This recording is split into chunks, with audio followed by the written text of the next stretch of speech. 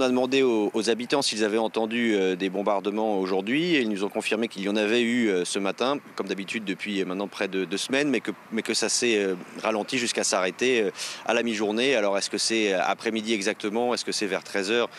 C'est difficile de le savoir avec précision, mais ce qu'on comprend, c'est que là où les bombardements ont été peut-être les plus intenses après cette heure de midi qui devait marquer l'application, l'entrée en vigueur du cessez-le-feu, c'est plutôt vers le sud de la région du Haut-Karabakh. Ensuite, nous pouvons confirmer que les opérations humanitaires n'ont pas commencé.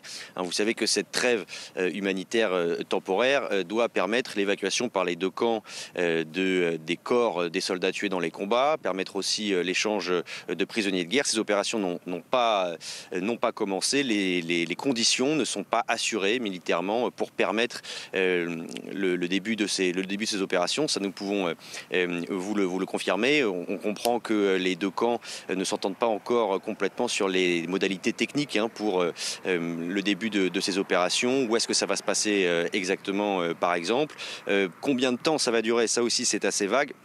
Les médias locaux en Azerbaïdjan disent que ça ne pourrait pas durer plus de 72 heures. Ça, c'est ce qui était écrit dans la presse azerbaïdjanaise ce matin. Ce qui est intéressant de noter aussi, c'est la manière dont les autorités azerbaïdjanaises parle de cette trêve et pour la présenter comme une victoire. C'est par exemple ce qu'a dit le conseiller diplomatique du président Aliyev aujourd'hui en disant que la première opération pour forcer l'Arménie à la paix avait été couronnée de succès.